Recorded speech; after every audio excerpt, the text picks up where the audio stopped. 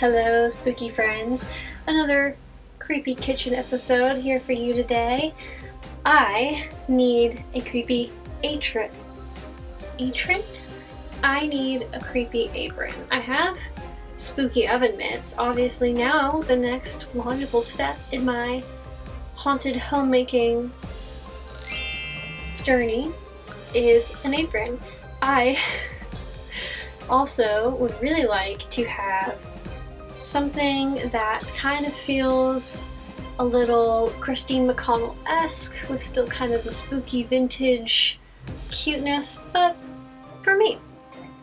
I hope you're also not sick of seeing me embroider spider webs, because I'm not sick of embroidering them yet. I don't know what it is. Once I flipped on the switch of oh, I could easily sew a spider web with a sewing machine, now it's just everything I want to do. Anything I want to add some embellishment to, I just want to add spider web. So there's still more spider webs to come. I'm sorry to tell you. So I hope you also enjoy spider webs, because apparently now I do. And that's coming from someone who's been a very serious arachnophobe for most of my life. I don't know, I'm coming to terms. Maybe sewing more and more spider webs will make me more and more comfortable with spiders as a concept. I mean, so far I haven't been wigged out by my own spider webs yet. It's just the spiders. That's why they're kind of devoid from the things I work on, even though I have spider jewelry. And I am looking for a nice spider brooch. I don't know, I have some things to work out in my head. Alright, enough talking, let's get started, shall we? This should be an easy, quick, one-day project. I have 1 yard of fabric that I want to use, and that should be the perfect amount. So, here we go. Making the skirt of the apron. Here I'm just cutting a full yard of fabric in half widthwise to use one width as the skirt of the apron and the other half to use for the bib and the pocket. I'm sewing a hem around the sides and the bottom of the skirt, leaving the top edge raw.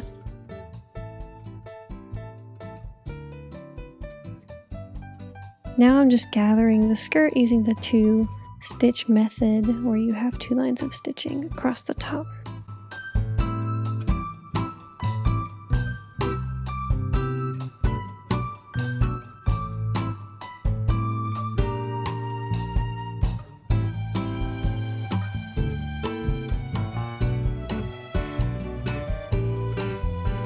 Trying on the skirt to test the fit. Making the spiderweb heart bib. Now to make the bib of the apron, I'm cutting 2 hearts out on the fold here.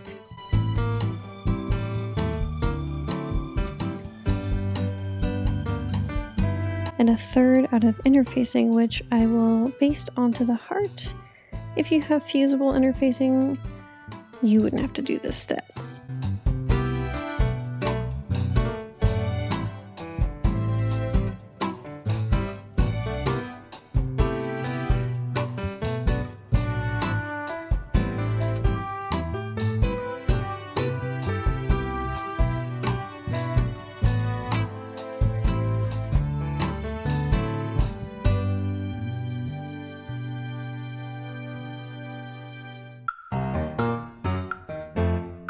Here I'm just drawing the guidelines to help me out for when I'm embroidering on the machine.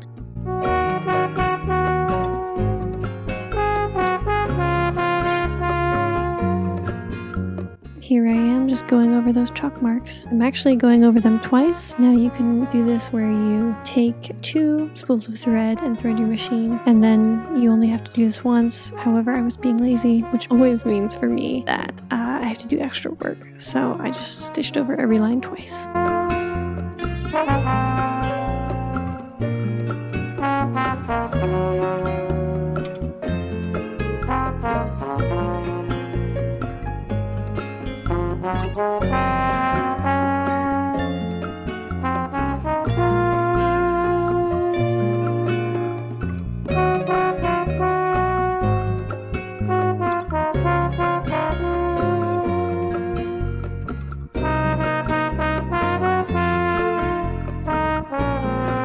Next, I think some frilly lace details will add nicely to this apron, but of course I have to prepare the lace.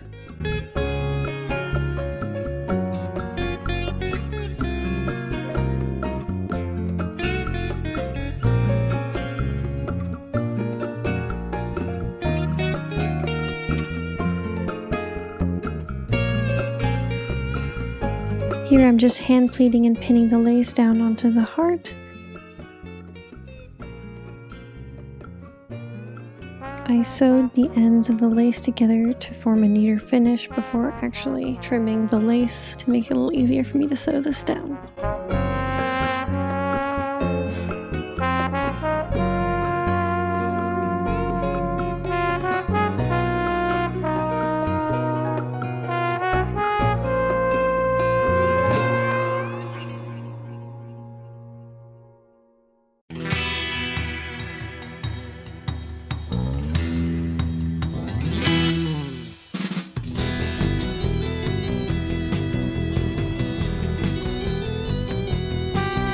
Then placing right sides of the hearts together, I'm going to stitch all around the heart, leaving about a 2-inch gap so that I can turn my bib inside out.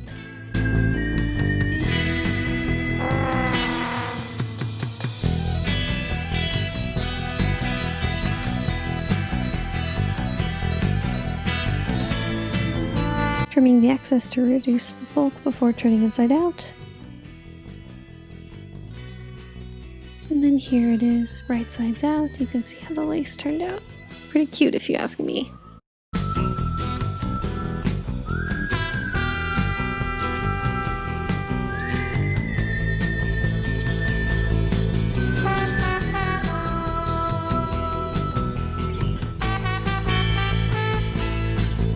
You can see here that I also have the raw edge from the open gap in the bib turned inside and pinned so I can top stitch around the whole heart.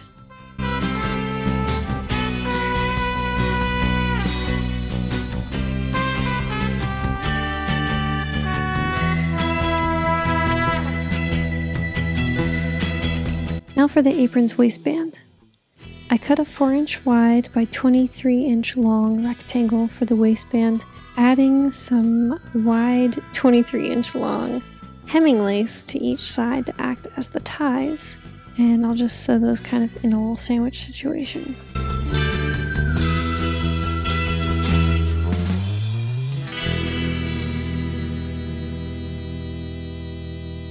Next I'm pinning the right sides of the skirt and the right side of the waistband together and stitching that down, leaving one side of the waistband free.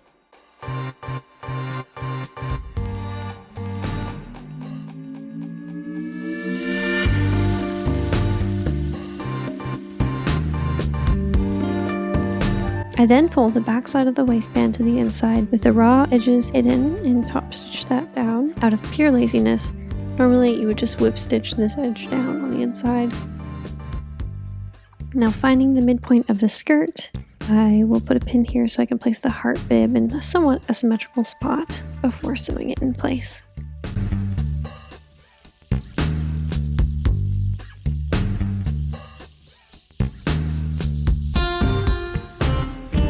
And I'll do so following the top stitching lines, just going over those like how I did for the spiderweb design.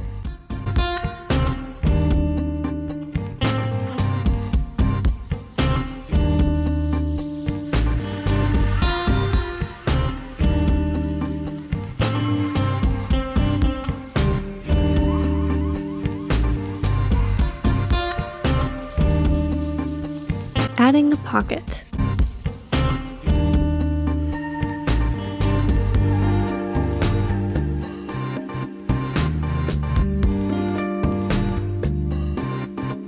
And of course I need to add some lace to make this match the rest of my apron.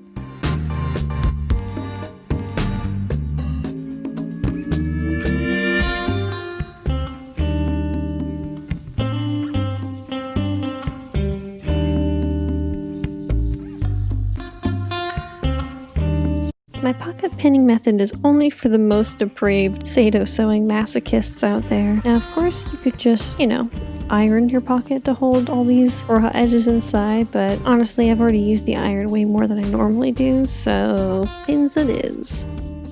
Here I'm just checking the placement of my pocket to make sure it's in a comfortable spot for me.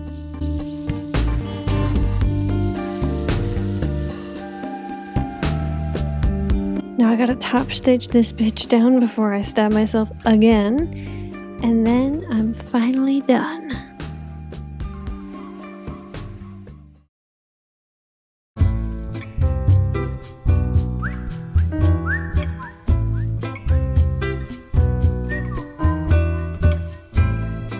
Final thoughts. I love this apron. It's so cute, and it's only like, the more I've looked at it and the more I've like used it, it's just so cute. I love it. It's probably one of my favorite things I've sewn for myself. It really like pulls off that Uncle Fester heart apron vibe, which is what I wanted.